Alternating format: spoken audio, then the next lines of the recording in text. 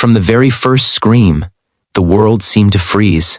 The school courtyard, normally noisy with laughter, footsteps, and life, suddenly echoed with a harsh, cruel sound that didn't belong there. It was the sound of mocking laughter, tearing through the air like glass shattering in slow motion. And in the center of that cruel circle sat a trembling girl in a wheelchair, gripping the worn armrests as if her fingers could anchor her to some kind of safety. Her name was Amina, fragile, soft-spoken, and barely 16, yet facing a storm far bigger than anything she deserved. The rich kids surrounding her, dressed in branded clothes and wearing the smugness of privilege on their faces, pushed her wheelchair back and forth as if she was a toy instead of a human being. She tried not to cry, but when one of the boys slapped the bag hanging from her chair and another kicked away the small service dog who barked helplessly to protect her, the dam inside her chest broke. In that moment, it felt like the entire world was against her. If you believe kindness, courage, and second chances still matter in this world, make sure to like, comment, share, and subscribe to the channel.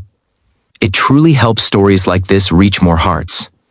Amina had been different all her life, not because she chose to be, but because fate had written her story differently.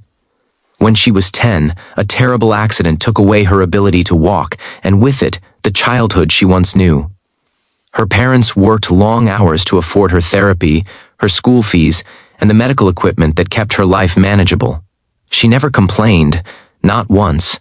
She carried her pain like a quiet shadow behind her, never asking anyone else to hold it for her.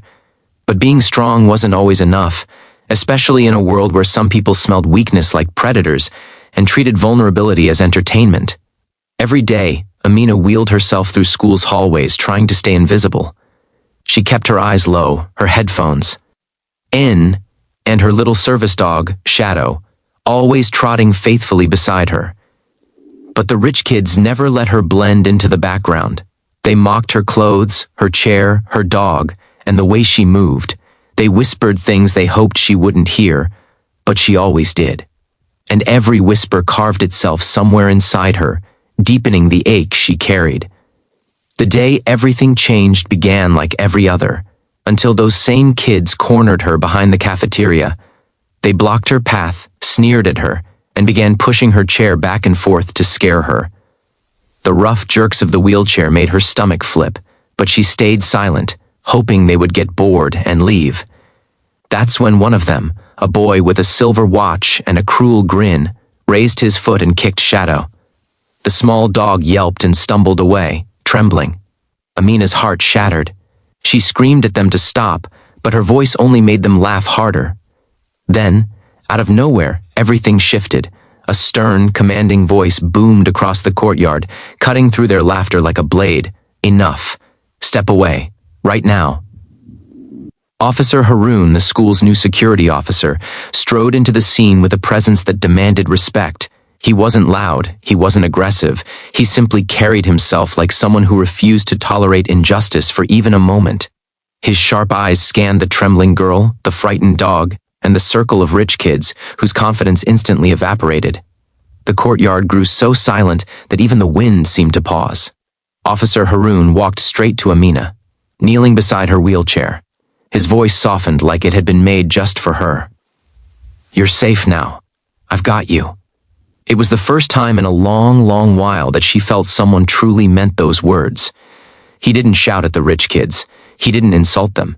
Instead, he looked at them with a disappointment so heavy it made them shift uncomfortably. "Do you understand what you just did?" he asked. Quietly. "Do you understand the fear you caused?"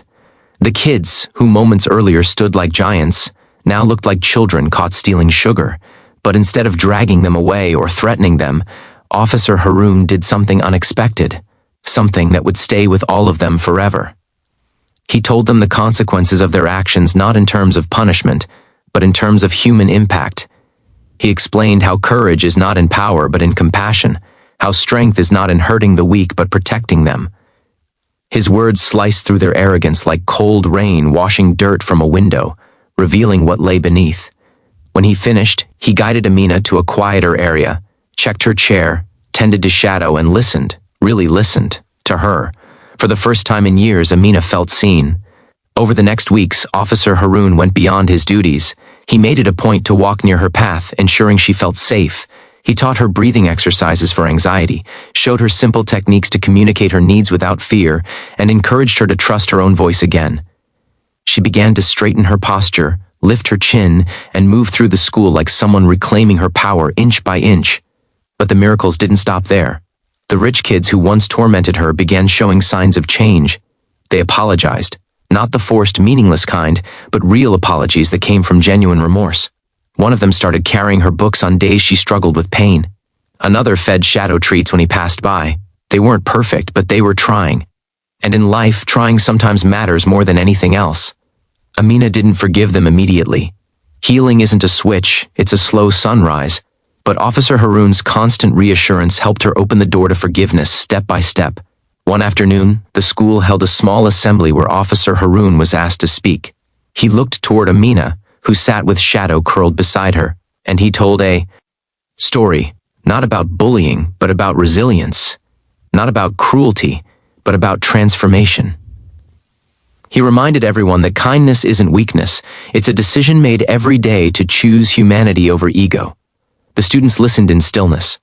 Even the ones who once mocked Amina felt tears burning behind their eyes. They realized that the world doesn't need more power, it needs more protectors.